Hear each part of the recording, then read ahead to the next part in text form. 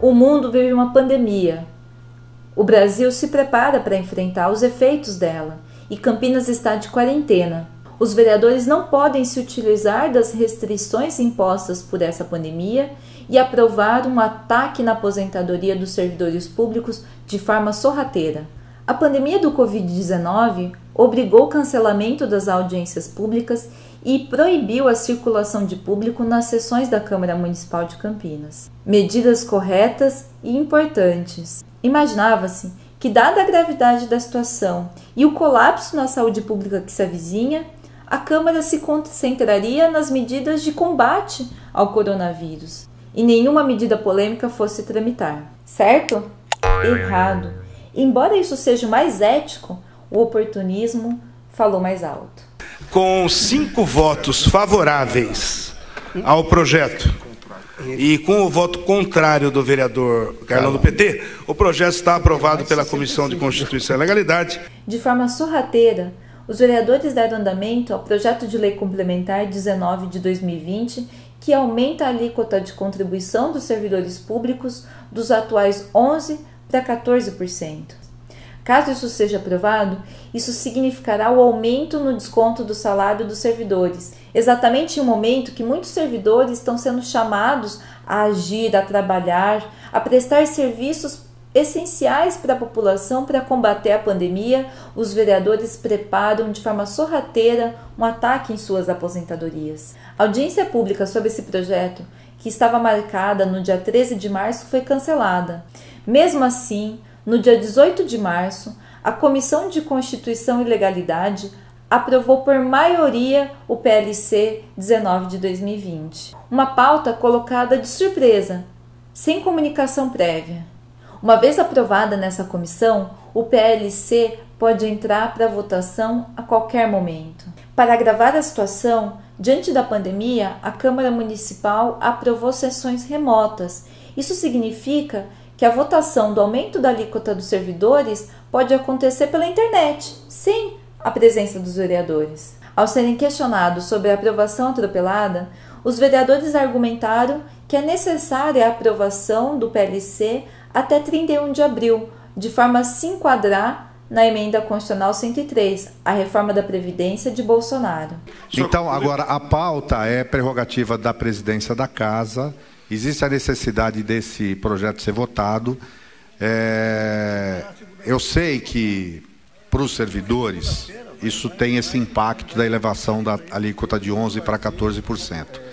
Agora, isso vai ajudar a amenizar um pouco o déficit. Observa-se, então, explicitamente a intenção de aprovar esse projeto no próximo mês, mesmo com a perspectiva da quarentena perdurar nesse período. A reforma da Previdência de Jair Bolsonaro foi alvo de inúmeras críticas. O discurso de convencimento em torno desse projeto era a retomada do crescimento econômico e a melhora da vida das pessoas. Como já tinha sido com as promessas vãs de reforma trabalhista e congelamento dos gastos públicos, essas promessas mostraram-se engodos. Os índices pífios da economia e o desemprego galopante após a reforma comprovam isso. O oásis da melhora de vida, então, foi adiado pelo discurso de Guedes, dos Bolsonaros e os defensores do ultraliberalismo.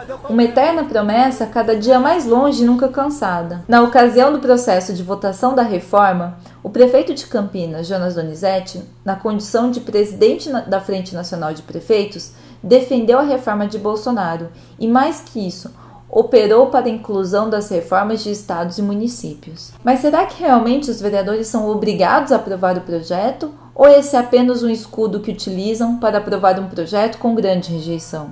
O texto aprovado da reforma de Bolsonaro, a Emenda Constitucional 103, menciona estados e municípios no artigo 9º, parágrafo 4º.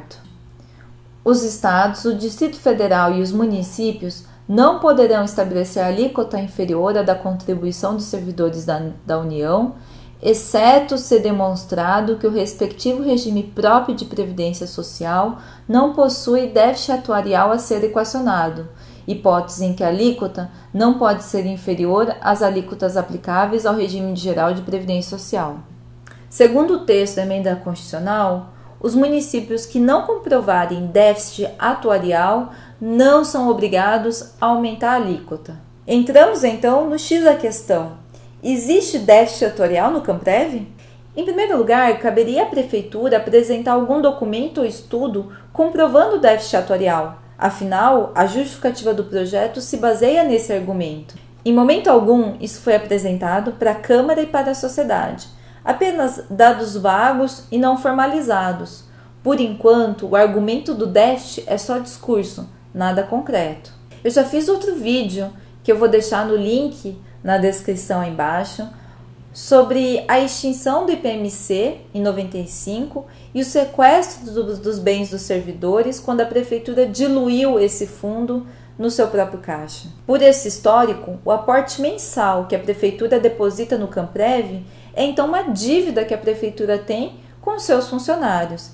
E vejam, quem diz isso é a própria Prefeitura no documento abaixo. Em parecer assinado por procuradores do município, todos em nome do prefeito municipal, como demonstra a procuração, esse documento consta de um processo no qual a Prefeitura se defende frente ao Tribunal de Contas do Estado de São Paulo sobre irregularidades no cálculo orçamentário do dinheiro destinado à educação.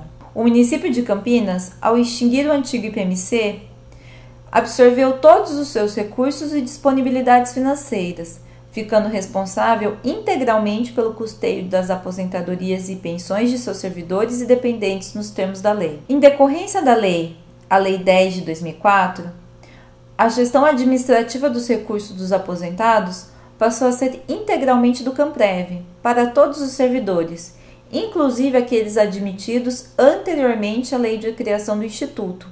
Por esta razão, os custos das aposentadorias dos servidores admitidos antes de 30 de junho de 2004 são pagos pelo CAMPREV com recursos transferidos pela Prefeitura, tratando-se, portanto, de recursos transferidos ao fundo financeiro e não recursos para equilíbrio do fundo atuarial.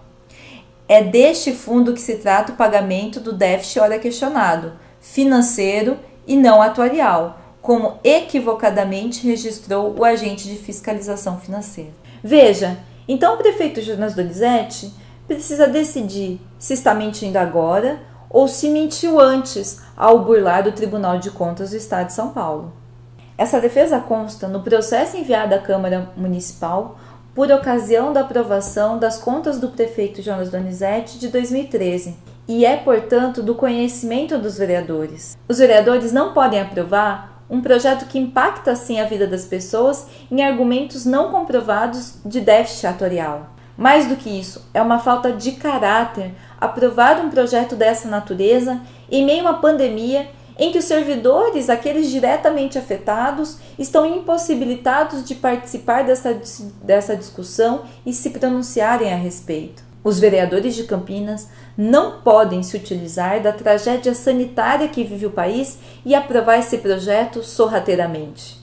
Eu acho um absurdo aprovar na Comissão de Legalidade, porque, afinal, a audiência pública é exatamente para discutir as questões de legalidade. É uma discussão que tem que ser feita publicamente. Ora, a discussão sobre a legalidade, sobre a pertinência, sobre a necessidade em que medida que o CAMPREV se enquadra na legislação, na própria emenda constitucional. Essa é uma questão que eu levanto em que medida que a emenda constitucional, a mudança na Previdência, a lei federal enquadra a situação do CAMPREV. É uma situação específica. Ou seja, você está tomando de antemão, considerando de antemão o enquadramento dessa lei na emenda constitucional, sem que isso possa ser elemento de debate.